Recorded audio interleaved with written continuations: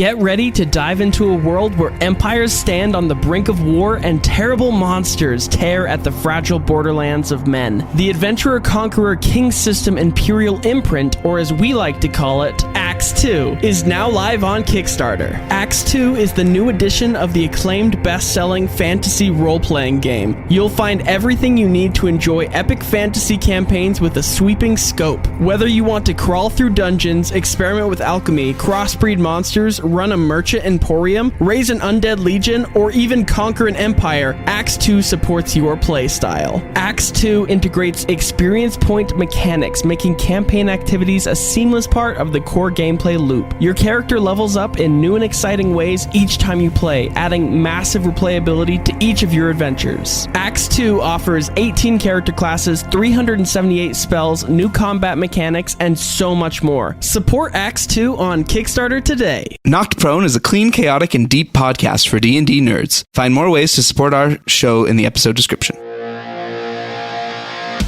Whether you're a halfling, a giant, or somewhere in between, round the table with your friends, playing Dungeons and Dragons. And if life ever knocks you down, your dice will surely turn around.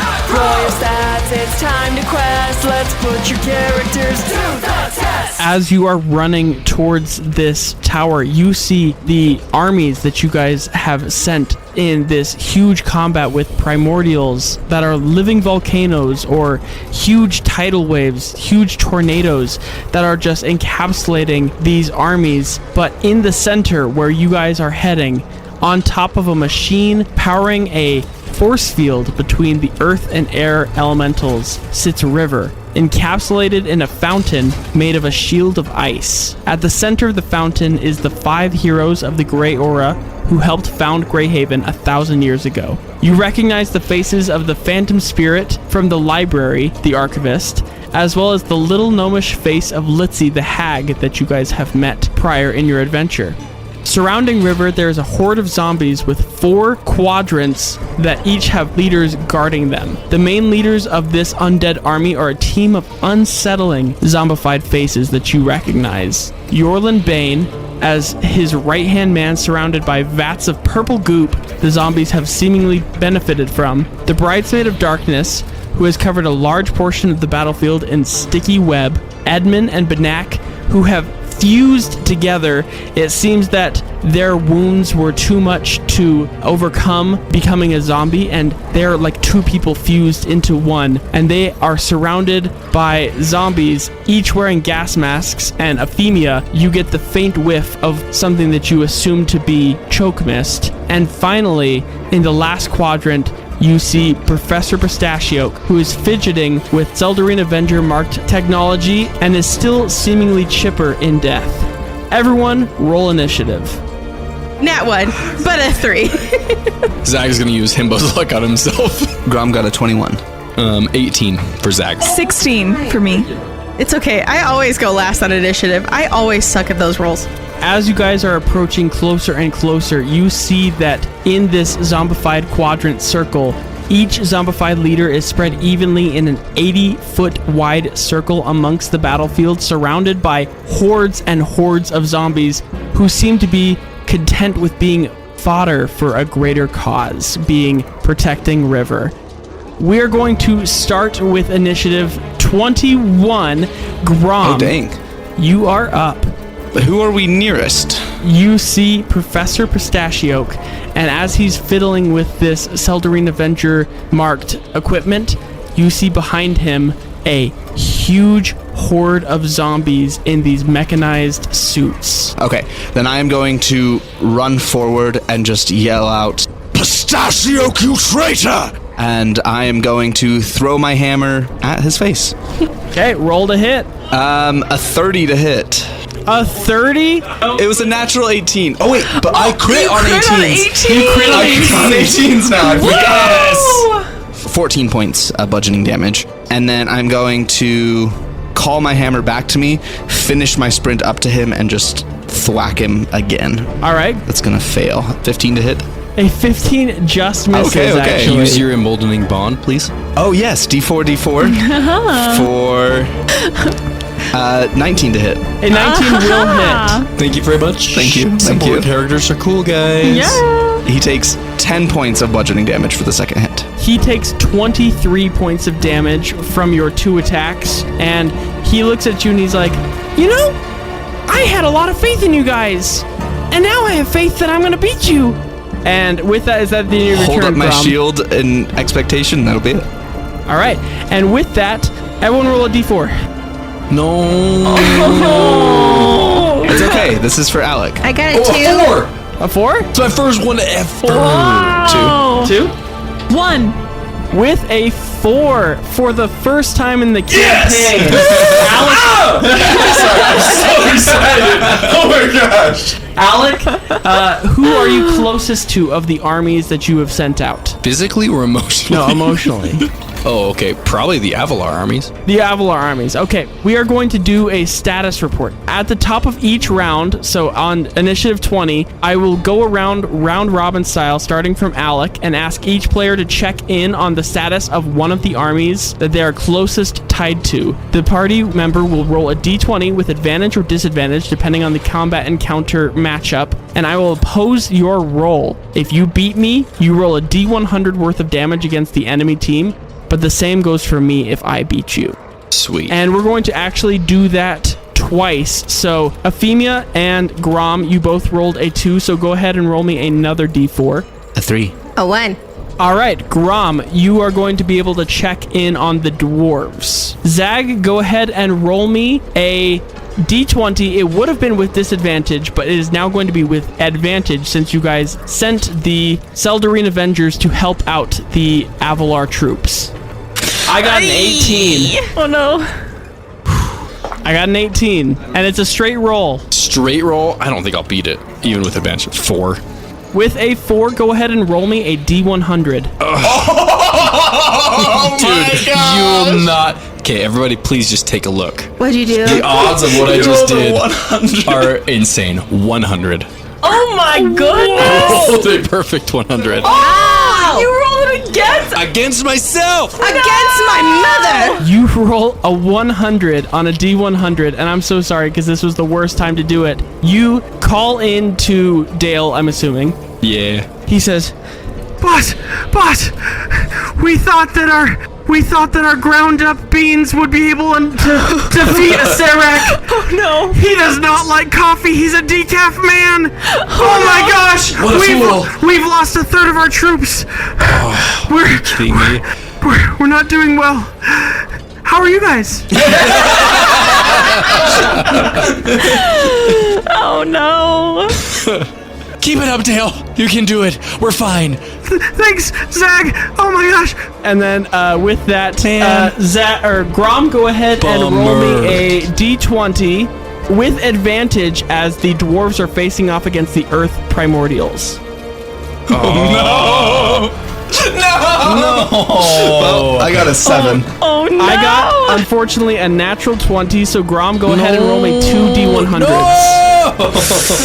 50 and then 39. Grom, you call your mother Doria. Mum, is everything going all right on your end? Grom! Oh!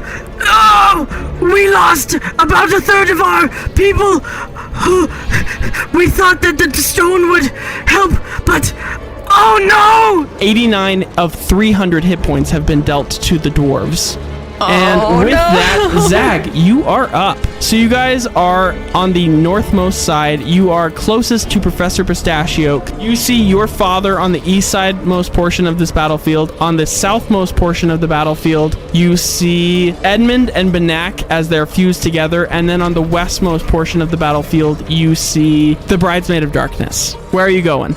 So I don't want to necessarily use an action for this, but I'm just gonna throw it out there. Can Zag decipher if there's any way to shut off the mech suits? Is there a control? Is Professor Pistachio controlling them? Do me a either Arcana or Religion check. Your choice. 20. Dirty 20. A dirty 20. Okay. With a dirty 20, you do notice that there is a shut-off switch on the remote that Professor Pistachio is holding. Okay. Grom and Zag, go ahead and roll me perception checks. 17. 3. Zag, you are looking through the zombie horde as it's your turn, and as you are approaching Professor Pistachio, you see a zombified body in the center of the ice with River, your Uncle Kalen. And River is beating Kalen to a pulp. What? You are seeing Kalen being punched in the face over and over and over again by River. In the center of this horde. In the center of this horde, encapsulated in ice.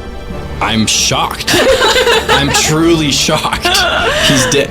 Oh. What? I was going to say he's dead, but... He's a zombie. Oh. Okay, how far away is River? 40 feet. So Zag, seeing that, obviously is going to be as shocked as Alec was. Yes. And is going to just yell, "No! No!" And he's going to cast, at 6th level, Summon Celestial. Oh, dang. Okay. At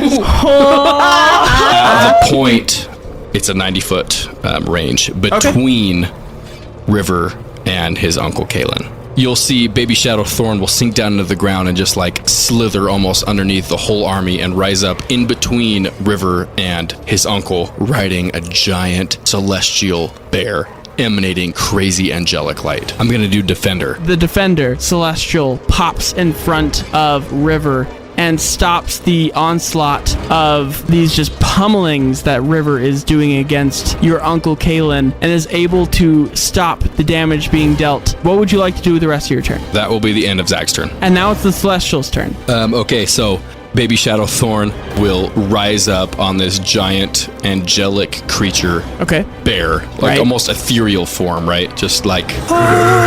And he has, because I upcasted him, 3 attacks. Okay, And he will wonderful. take all 3 against River. Okay, roll to hit. His Radiant Mace attack. First one is 24 to hit, That'll hit. 15 to hit. That won't hit. That won't hit. Okay, I will use my... Can I use my Emboldening Bond on my Celestial? Yes. Yeah. Okay, so I'm going to add a D3, so making that 18 on the second attack. Meets beats. Okay, and then 18 on the third. That'll hit. Okay, so 3 attacks from my Celestial Spirit, my dope ghostly angel bear with Baby Thorn at the helm. Okay. Just claws, bites, just full fury attacking River. Yeah, definitely. And that'll do 27 points of damage. Nice. And as he does those attack, a chosen creature nearby within 10 feet gains 1d10 temporary hit points, and on all 3 he will give them to his zombified Uncle Kalen. Well, that will be a 10. So 10 temporary hit points to Kalen. Kalen will gain 10 temporary hit points. A blinding light will blister out of this ice shield, and it refracts into rainbows of light as this celestial bear is going to maul into River. And he's going to... as you hear River just like screaming inside of the ice. And with that, we are going to go to the quadrant leaders. Professor Pistachio will whip his head over and he says, "Well, it's nice knowing you, I guess." And Grom, you are going to get hit with his Radiant Wrench. Okay. That's a natural 20 to hit. Yep. Silvery barbs. Wonderful. Okay. I would like to say that the Celestial Bear's eye reflects the sun in just a way like a phone screen does to somebody. And it hits Professor Pistachio right in the eye. Yeah, and he winces. That's a dirty 20 to hit. 21 is my AC with Shield of Faith. Yes! And I'm Brooke, please look at this. Not 20. Another natural 20 to hit. I'm so sorry. And with that, he will deal 17 points of bludgeoning damage. Okay. And 13 points of radiant damage. Okay. And then Selene and Efimia play rock, paper, scissors. On shoot. On shoot.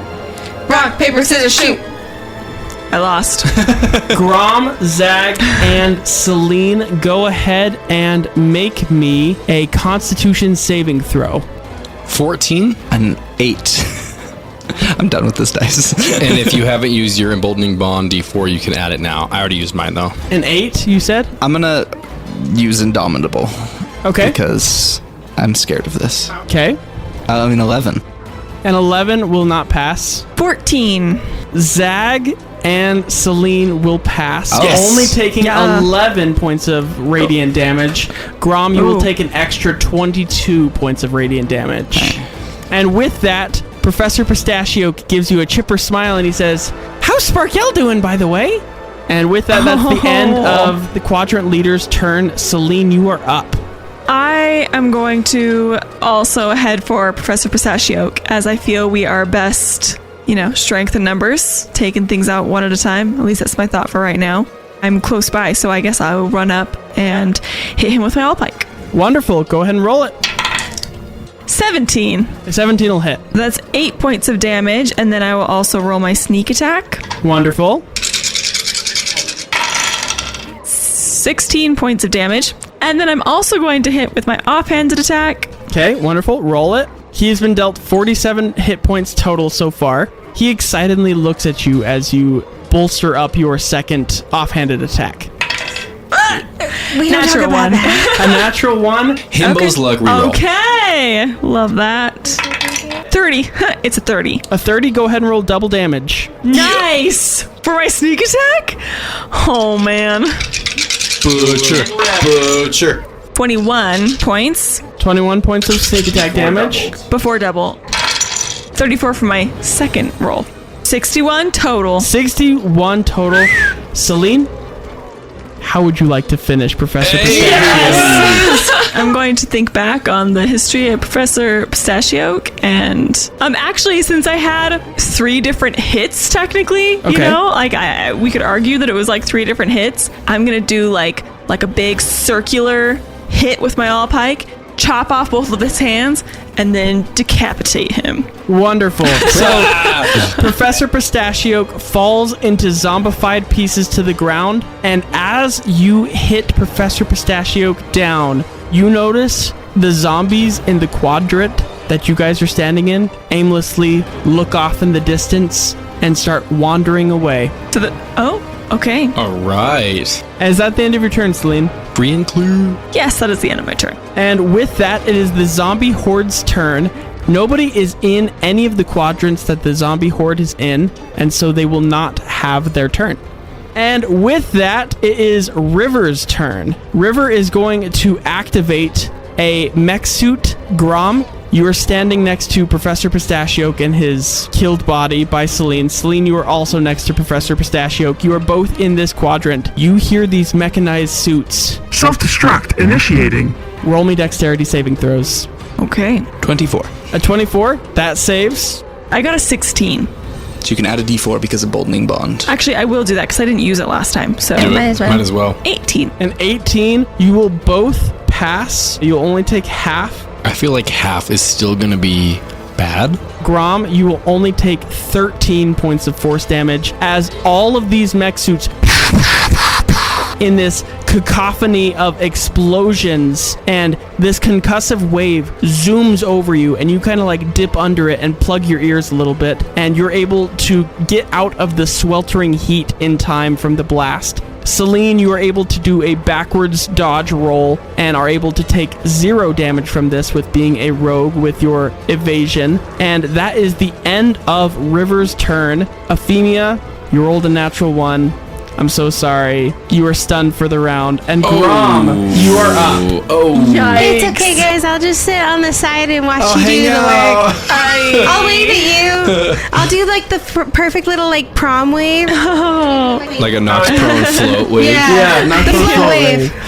But, Efimia, as you are in this stupor of being stunned, you see Professor Pistachio and a quarter of the zombies absolutely decimated, taken out of the equation. And with that, we are back to the top of initiative. Grom, you are up. Okay. So River in the center. Yes. He's encased in ice, correct? He's encased in a dome of ice, yes. Okay. And he is currently in combat with a radiant bear. Nice.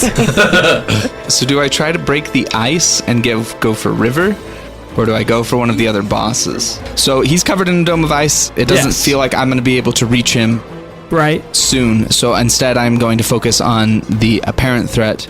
I'm going to turn towards the Bridemaid of Darkness. Okay. And I will just run towards her. So I'll go I'll exit the circle and run around the outside of it because I don't want to step in the webs. Okay. And throw my hammer, try to hit the bridesmaid and get her attention.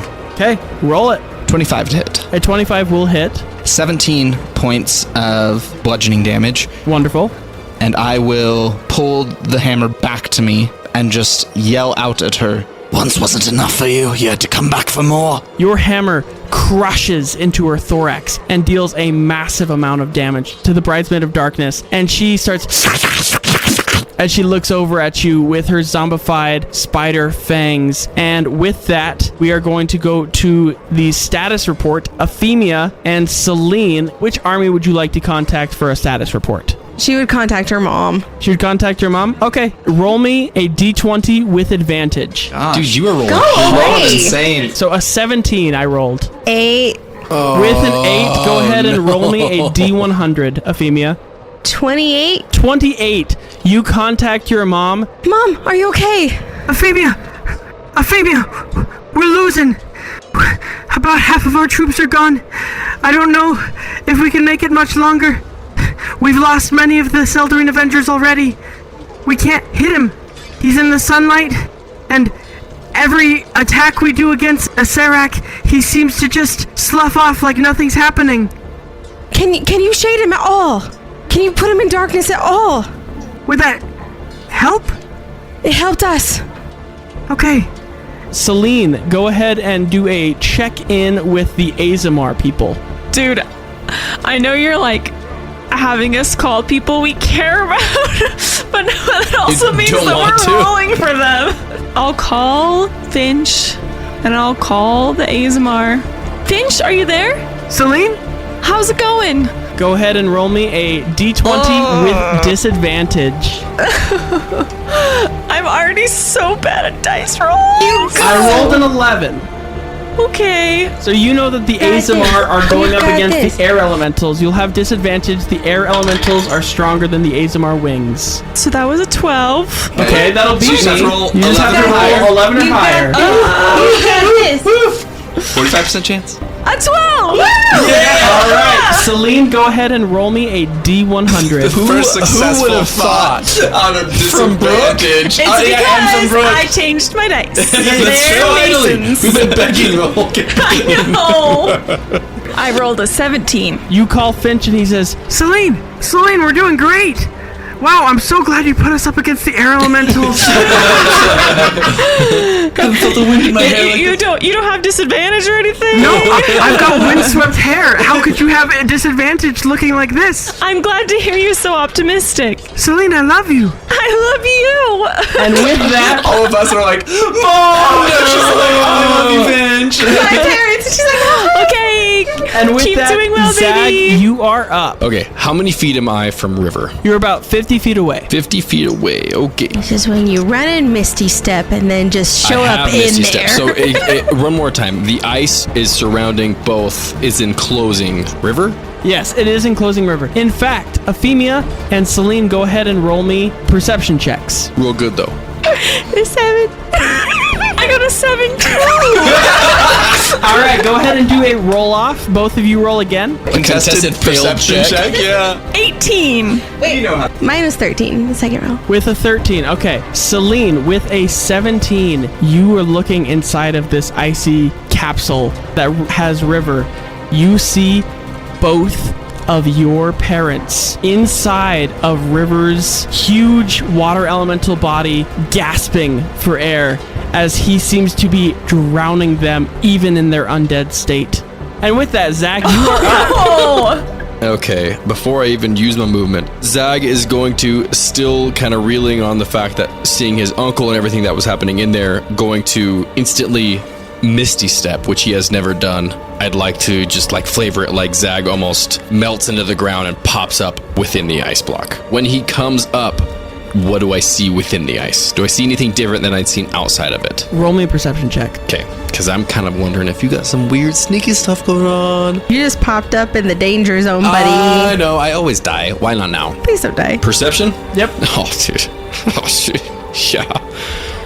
That's going to be a 24. Roll me a d4. 2. A 2. You see a familiar face, actually. A dwarven man that you know by the name of Gut Rug. River is absolutely laying into Gut Rug with a dagger, is just stabbing repeatedly into Gut Rug. Do I see the other people that we had seen before? Like, yes. Kayla, so all these people are within this sphere. Yes. And you see that River has extended his body in a way that he has people inside of him, and he is attacking multiple creatures. Zag is going to move about 10 feet away from River in a almost flanking position away from his super sweet celestial bear and try and shoot him with his crossbow. Okay, roll to hit. And plus the D4 of Unholding Bond, I'm doing it. Oh, plus 4, 19. And 19 will hit. Yes!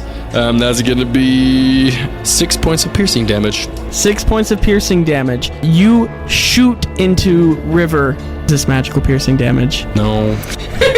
No. You shoot your crossbow into River's water elemental body, and he takes damage, but not as much as you were hoping. It is the Celestial Bear's turn. Okay, and the Celestial Bear is going to, again, make 3 attacks. Okay, towards River. A claw, and a bite, just like vicious. With Thorn at the helm, he can't make sound because he's a shadow, but you're gonna see him like lassoing with his arm. He has a cowboy hat. It's you'll 10 see gallon. his 10-gallon cowboy hat. His mouth is like, you can see it's yelling like he's in battle mode. You can faintly hear a shadow version of and he'll be doing 3 more of his radiant mace attacks. Wonderful. From the bear. A nat 20. That'll hit. 24. That'll hit. And 11. Will not hit. Okay, so I get double damage on the first one? Double damage on the first one. All radiant, 21 points of radiant damage. River has been dealt 51 points of radiant damage. You see this bear bares its divine teeth and just absolutely crunches into River's water body. It is going to be the quadrant leader's turn. The Bridesmaid of Darkness looks around. Her thorax has been crunched a little bit, and for a second it almost appears that she won't do anything because nobody's in her quadrant zone. She's undead. She doesn't seem to have any action. But Zag, you hear as River commands, Bridesmaid of Darkness, kill Efimia. And with that, Efimia, you are going to get attacked twice. That's a 19 to hit. These are silvery barbs from Zag. With the silvery barbs from Zag, that's a 17 to hit. That doesn't hit. Yes! Wonderful. And then, a 21 to hit. Okay, I'm taking away your dice. You're gonna use hers. Yeah, take mine. The pink ones, specifically. And with that, she's going to pull out her longbow. Yeah, of course she'd come after me again. You are going to take 20 points of piercing damage and 18 points of poison damage as an arrow seeps into your skin. And with that, that is the end of the quadrant leader's turn. Selene, you are up. I am certainly going to head towards the Bridesmaid of Darkness to help out over there. Okay. You pass by a horde of zombies who all look off into the air as you are passing through Professor Pistachio's deadened corpse, re-deadened corpse, as well as this horde of zombies that he is no longer commanding. I will be very eager to be a part of defeating the Bridesmaid of Darkness once again. Maybe this will be 2 for 2 for my killing blows. That would be awesome. Please. Otherwise, I will die. I'm a one-trick pony. You're a 2-trick pony. 2-trick. That's a 21 to hit. That'll hit. That'll be 8 points of damage, and then I'm going to add my sneak attack. She's taken 25 points of damage total so far. That's 21 points of damage, and of course, I'll use my offhanded attack. Wonderful. 18 to hit, but then I will add my emboldening bond d4, which adds a 4, so 22. 22 will hit. And then that's 2, but then I will add my sneak attack once again. Wonderful. She's taken 48 points of damage. She's casually looking over at you, not necessarily super hurt. Oh, I dang. hate that freaking bridesmaid, man. Dang. That's 25 points of damage. 25 points of damage. So the Bridesmaid of Darkness has been dealt 75 points of damage. Her casual look starts to slouch, and she starts swaying back and forth a little bit as it seems that she is bloodied. And with that, is that the end of your turn, Selene? Yes, it is. All right. Selene, you are going to get pummeled by the zombies surrounding the Bridesmaid of Darkness. Okay. And that's a 19 to hit. I'm so sorry. You're grounded. Grounded. Take this D20. You are going to take 35 points of bludgeoning damage, and you are grappled. Okay. As these zombies are going to just bash into you, and you feel as they start hitting their heads into your all-pike uncaringly, and your all-pike starts to crack. And with that, that is the end of the zombie's turn. Oh no. It is River's turn, and he is going to do something called Frozen Force Field Break. Everyone within the force field, so that's Zag and your Celestial. Zag, I'm going to need you to make a dexterity saving throw. And I need to make one for my Celestial as well? Yes. 17 for Zag. Okay. I'm going to add the D4 to Zag's. Wonderful. 19 for Zag. Okay. And 12 for my Celestial.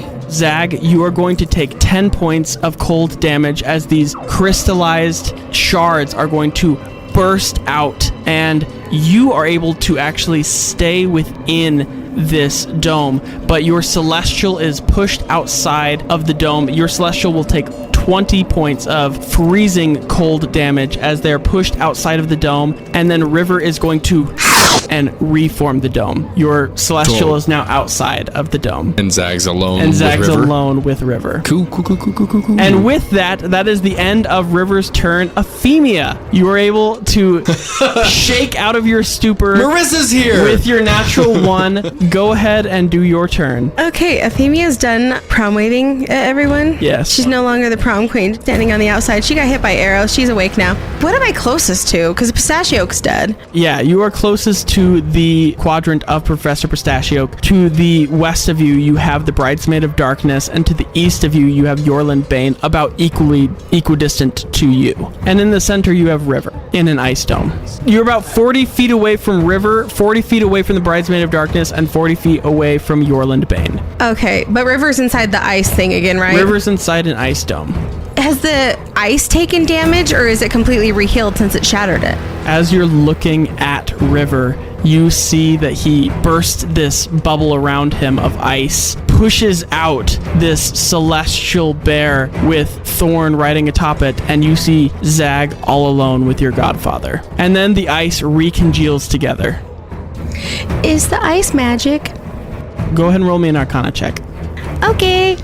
So Efimia is going to move forward 30 feet towards River, so she's 10 feet outside of the ice. Rolling that Arcana check. Magic fingers. And that is a 21. 21. You sense an abjuration sort of magic around the dome of ice that is encapsulating River. Efimia is going to use Dispel Magic on the ice dome. What level? 3rd level. Go ahead and roll me a d20 plus your charisma modifier. Okay. 17 with the charisma modifier. A 17. The bubble of ice and drops out of existence. The water seeps to the ground, and River looks at you and says, Efimia, you're next. And with that, is that the end of your turn, Efimia? Can Efimia go on a rant? Sure. Absolutely. River, you may have been deemed my godfather, but that means nothing. It never meant anything to you. You've betrayed everything you once stood for. You were supposed to protect, not destroy. My mother trusted you, and you repaid her in the Seldarine Avengers with treachery.